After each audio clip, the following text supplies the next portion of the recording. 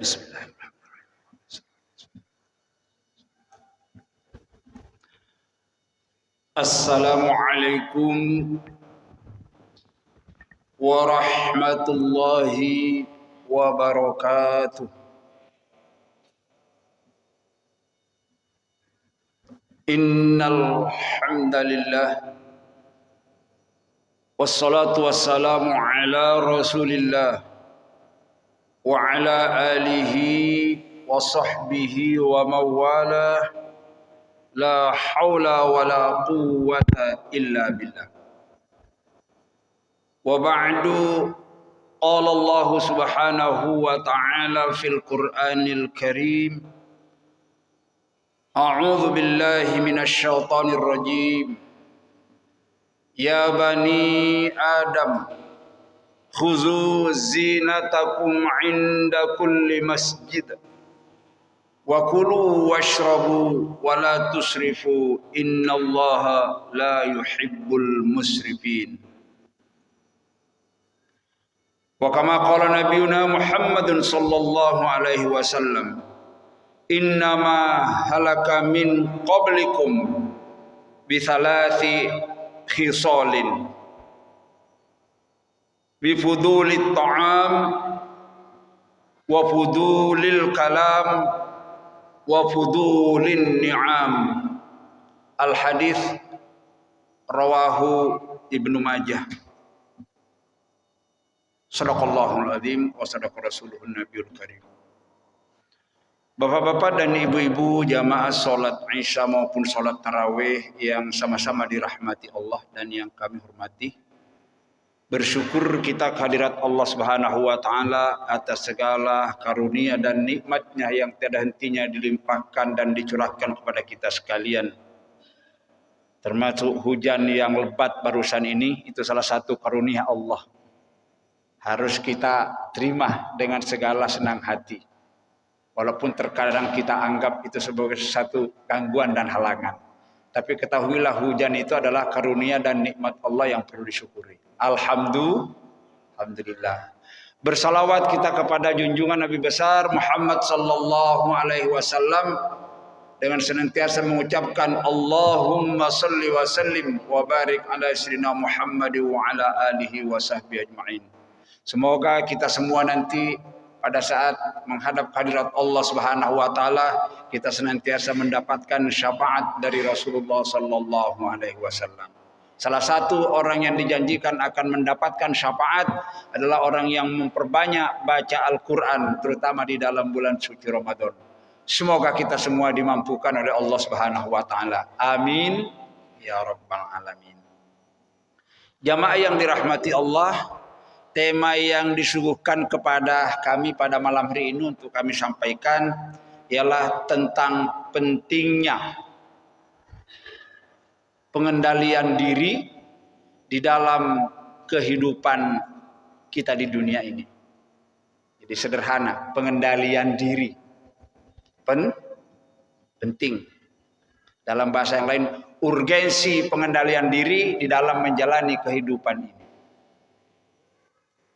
Bapak-bapak dan ibu-ibu yang dirahmati Allah Subhanahu wa taala, Rasulullah bersabda di dalam hadis yang kami sampaikan di awal muqaddimah tausiah ini tadi. Kata Rasul, innama halaka min qablikum bi thalathi khisalin. Kehancuran umat-umat terdahulu. Banyaknya problematika, banyaknya masalah yang dihadapi oleh umat-umat dahulu itu. Penyebabnya adalah karena 3 organ tubuh yang sulit untuk dikendalikan. Di dalam tubuh kita ini Pak ada 3 organ tubuh itu, ya, baik organ dalam maupun organ luar susah dikendalikan. Yang pertama perut, wangel ikut dikendalikan itu. Yang kedua lesan, angel. Yang ketiga mata. Bagaimana cara kata Nabi? Binasanya, celakanya, hancurnya umat-umat terdahulu itu karena bifuduli ta'am, kalau makan itu selalu berlebihan. Kenyang sama kekenyangan itu bagus mana, Pak? Kenyang, ono kenyang ada kekenyangan, bagus mana? Bagus kenyang. Kalau kekenyangan, iya. Tapi biasanya kita kadang-kadang kalau makanan enak itu nombok ya biasanya ya. Iya. Dicari lagi. Kalau ada warung-warung yang bagus itu dicari lagi tuh. Apalagi kalau duitnya banyak. Kalau duitnya banyak itu kan selalu pertanyaannya begini, orang yang banyak duit. Pak, Bu, besok kita makan di mana? Orang banyak duit itu bertanya kayak gitu. Pak, Bu, besok kita makan di mana? Tinggal pilih warung dan restoran yang mana, yang enak-enak. Iya betul. Gak mungkin kalau orang melarat bertanya, Pak, Bu, besok kita makan di mana? Kalau orang melarat tidak punya itu bertanya, Pak, Bu, besok kita makan apa?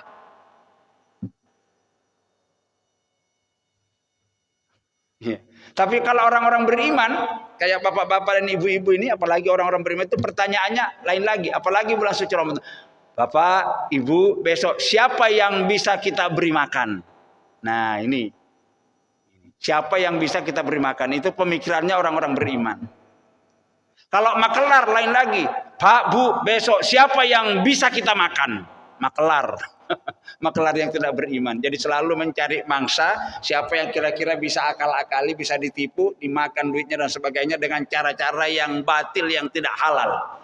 Itu makelar, itu yang banyak begitu. Makelar yang tidak beriman. Kalau beriman nggak bisa. Apa tujuannya semuanya berpikir seperti itu? Yaitu tadi, gara-gara memanjakan Abdul Butun, Abdul hamba perut. Ya, perut ini. Dalam urusan makan, Allah sudah mengatur sedemikian rupa di dalam Al-Quran maupun di dalam hadis Rasulullah SAW. Antara lain tadi ayat yang saya baca di awal muqaddimah ini, saya baca tadi surat Al-A'raf, surat ke-7 ayat 31. Allah Subhanahu wa taala berfirman, "Wa kulu washrabu wa la tusrifu. Innallaha la yuhibbul musrifin."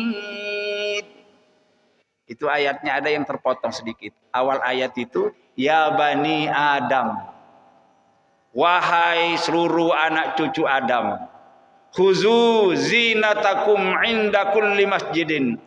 Ambillah pakaianmu yang paling bagus di saat engkau akan datang ke masjid. Ini loh perintah juga ini. Jadi kalau orang mau ke masjid itu oleh Allah diperintahkan untuk memakai pakaian terbagus. Jangan kosoblon. Iya. Ke kantor kelurahan saja pakai kosoblon itu kadang-kadang disuruh keluar. Ya. Mau ke masjid ini, mau ke masjid itu kita akan menghadap rajanya segala raja. Pakaiannya tuh pakai seoblon. Ya gak cocok. Makanya ada perintahnya nih. Gak ada ayat di Quran, wahai anak cucu Adam, wahai manusia, ambil pakaianmu yang paling bagus di saat kamu ke undangan, mau ke arisan, mau ke undangan manten, undangan segala. Yang ada itu, wahai anak cucu Adam, pakai pakaianmu yang paling bagus di saat setiap kamu ke masjid. Maksudnya setiap kita sholat. Ini perintah yang pertama. Lalu lanjutan ayatnya, wa kulu washrabu. Silakan engkau makan segala rezeki yang Allah berikan kepadamu. Silakan kamu minum segala rezeki yang Allah berikan kepadamu. Tapi cara minumnya wala tusrifu. Kata Allah, jangan berlebihan. Jangan over, jangan israf. Kenyang itu bagus, tapi nek wes kekenyangan enggak bagus. Kalau kekenyangan enggak bagus. Banyak problem yang akan muncul. Apalagi kalau ditambah makanannya tidak jelas halal haramnya. Di ayat yang lain katakan Allah, ya ayyuhalladzina amanu kulu mimma fil ardi halalan thayyiban. Wahai seluruh manusia, silakan kamu makan dari rezeki pemberian Allah yang kamu jumpai di muka bumi ini. Tapi syaratnya, ya materi yang dimakan halalan, harus yang halal. Artinya kalau haram jangan. Orang yang suka memakan barang yang haram, minum makan haram itu mentalnya akan rusak, Bapak sekalian. Mentalnya, rohaninya akan rusak. Makanya walaupun pintar, pangkatnya tinggi, kadang-kadang nipu, ngapusi, ngakal-ngakali orang. Mentalnya rusak. Kenapa? Keakian banyak makan barang yang haram. Makanya oleh Allah dikatakan kulu mimma sing halal. Kalau thayyibnya yang dilanggar, ya fisik kita akan rusak. Contoh, orang kena penyakit gula, kencing manis, makan gula, makan yang manis mati itu halal. Tapi tidak thayyib.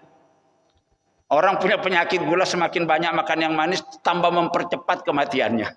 Menurut dokter. Nah, itu jadi makanya Allah itu ngajari Pak kita halalan thayyib sing halal. Tidak cukup halal thayyib sing api. Cara makannya wala tusrifu, jangan berlebihan. Nabi pernah bersabda, kami adalah salah seorang kaum di antara umatku. Kata Nabi, saya tidak pernah makan kecuali perut saya lapar, kata Nabi. Dan kalau saya makan, saya berhenti sebelum kenyang. Itu Nabi. Nabi itu kalau makan, makannya sedikit. Ya Bu ya. Nabi itu Bu, kedengaran ya Bu ya? Halo Ibu. Bu, Nabi itu yang harus kita contoh, kalau makan Nabi itu makannya sedikit. Kalau umatnya Nabi, kita ini sedikit-sedikit makan. Beda ya. Nabi naik makan itu makannya sedikit, kalau kita sedikit-sedikit makan, alias banyak makan. Kalau makan, kalau nggak kenyang nggak mau berhenti. Itu umatnya Nabi. Yang berikutnya Nabi kalau berbicara itu Nabi juga bicaranya sedikit, seperlunya. Seperlunya Nabi kalau bicara, kok panjang lebar. Seperlunya, sudah selesai perlunya berhenti. Nabi kalau bicara bicaranya sedikit, kalau umatnya Nabi sedikit-sedikit bicara. Ini bedanya Nabi dengan kita. Dikit-dikit ngomong. Iya nek ngomongnya api, ngomongin orang, jelek-jelekan orang, bergunjing, bergibah, memfitnah, membohongin orang, berjanji tidak ditepati, ngata-ngatain orang, misun, jelek-jelekan. Nah, ini kan semua omongan yang bisa menimbulkan dosa besar. Hanya Nabi mengajarkan, man kana yu'minu billahi wal yaumil akhir falyaqul khairan aw liyasmut. Siapa orang mengaku dirinya beriman kepada Allah, beriman kepada hari kiamat, maka kalau berbicara, kata Nabi, berbicaralah yang baik. Nggak bisa ngomong api, menengok. Alias smut, diam. Karena banyak bicara itu mangkasurat kalamuhu kasurat khotuhu. Siapa orang yang banyak ngomong, nanti akan banyak terjadi kekeliruan. Siapa yang banyak kekeliruan dalam ngomong akan menimbulkan dosa. Siapa yang banyak dosanya nggak tobat mati, masuk neraka, kata Nabi. Jadi banyak ngomong itu tidak bagus. Makanya kalau bisa kita, Nabi ngomongnya sedikit, kita ngomongnya sedikit ngomong. Nabi kalau tidurnya sedikit Pak. Wow, kalau kita itu kalau kadang-kadang habis isya langsung setar, nanti kadang-kadang subuhnya kebablasan, nggak sholat subuh. Nabi itu kira-kira jam-jam 2:30, jam 2 malam udah bangun. Wa minal laili fatahajjat bihi. Di antara malam-malam yang ada yang Nabi jalan itu, tengah malam itu bangun curhat kepada Allah untuk memohon agar supaya problema hidup ini dibantu oleh Allah menyelesaikan hidupnya. Karena kalau kita sendiri mau menyelesaikan persoalan nggak mampu, kecuali ada pertolongan. Maka Nabi di tengah malam sampai menjelang subuh itu tahajud, curhat-curhatan kepada Allah. Jadi Nabi itu tidurnya sedikit. Kalau umatnya Nabi sedikit-sedikit tidur, itu bedanya. Ternyata caranya pakaian orang-orang dulu kalau ingin selamat itu, ya, para nabi itu ini kunci selamat ini. Dan juga ulama-ulama, ya termasuk ulama lokal Indonesia itu banyak umurnya panjang-panjang, sehat, gak pernah bermasalah hidupnya, ya. Kemudian juga umurnya panjang-panjang. Apa kuncinya? Ya. Kuncinya cuma 3. Kuncinya cuma 3 kalau ingin lagi ya. Ya. Tahan lapar. Tahan mata, tahan lesan. Tahan lapar itu maksudnya jangan terlalu banyak kalau makan, karena makan itu menimbulkan berbagai macam.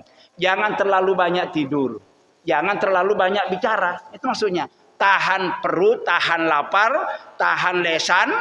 Tahan lesan itu jangan banyak bicara, tahan ngantuk, jangan terlalu banyak tidur. Ini kunci keselamatan orang-orang terdahulu. Apalagi kalau kita makan terlalu banyak kekenyangan, Bapak-bapak sekalian, ya Allah, itu rumah sakit penuh dengan orang sakit itu, penyebabnya saat itu gara-gara pola makannya yang tidak bagus, kekenyangan, kebanyakan makan, nggak mau berhenti makan. Kalau orang kebanyakan makan, itu akan mengundang berbagai macam penyakit yang berbahaya. Contoh, kolesterolnya akan tinggi. Kolesterol kalau tinggi itu pembuluh darah akan buntu. Kalau pembuluh darah buntu, jantung tidak mampu memompa darah ke otak, akhirnya akan kena stroke. Bukan cuma itu, ikut penyakit yang lain. Tekanan darahnya akan ikut tinggi. Kencing manisnya juga ikut tinggi. Jantungnya bermasalah, pankreasnya bermasalah, ginjalnya bermasalah, livernya bermasalah, empedunya bermasalah. Seluruh penyakit-penyakit berat itu disebabkan gara-gara banyak makan. Maka kalau ingin selamat, Bapak Ibu, ingin bahagia dunia akhirat, tidak mengalami banyak problem dan persoalan-persoalan hidup, kuncinya hanya satu. Apa itu? As-saum, puasa. Ternyata puasa itu bukan cuma hanya mengendalikan tidak makan, tidak minum. Kalau tidak makan, tidak minum itu anak TK juga bisa. Ternyata puasa itu pengendalian diri. Apanya diri ini yang dikendalikan? Kendalikan perut, jangan terlalu banyak makan. Kendalikan lisan, jangan terlalu banyak bicara. Karena semuanya menimbulkan banyak problem. Kendalikan mata, jangan terlalu banyak tidur. Termasuk juga suka jelalatan, memandang hal-hal yang dilarang itu. Ini semuanya kalau dikendalikan, mampu kita kendalikan. Yang 3 saja ini, nggak usah yang lain-lain. Tangan, kaki, belakang, yang 3 ini aja. Kalau yang 3 ini mampu kita kendalikan, kita berlatih selama 1 bulan suci Ramadan, insya Allah nanti sudah Ramadan itu akan beres kita. Seluruh masalah kita akan terkendali semuanya. Tapi kalau yang 3 ini landar, memperturutkan nafsu makan, memperturutkan nafsu bicara, memperturutkan nafsu tidur, maka akan mengundang berbagai persoalan dalam kehidupan ini yang kadang-kadang tidak cukup hanya menimbulkan penyakit, tapi kadang-kadang menyebabkan kematian. Ini yang bisa kami sampaikan karena kita belum sholat tarawih, mudah-mudahan bisa kita pahami dan kita amalkan dengan baik. Yang jelas semua yang diperintahkan oleh Allah, termasuk ibadah puasa dan sholat tarawih, tidak mungkin kita disuruh oleh Allah kalau tidak mengandung nilai-nilai kebaikan dan menguntungkan diri kita sendiri. Sebaliknya, semua yang dilarang oleh Allah dalam kehidupan ini, nggak mungkin Allah melarangnya kalau itu tidak membahayakan dan merugikan sendiri.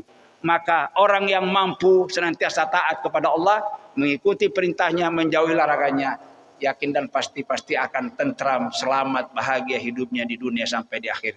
Mudah-mudahan Allah Subhanahu wa taala menjadikan kita semua menjadi orang-orang yang beruntung.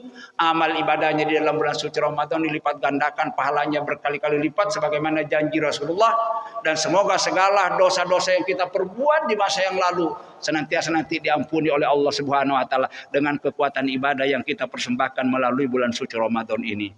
Terima kasih atas kebersamaan dan perhatian Bapak Ibu semuanya. Mohon maaf bila ada hal yang kurang.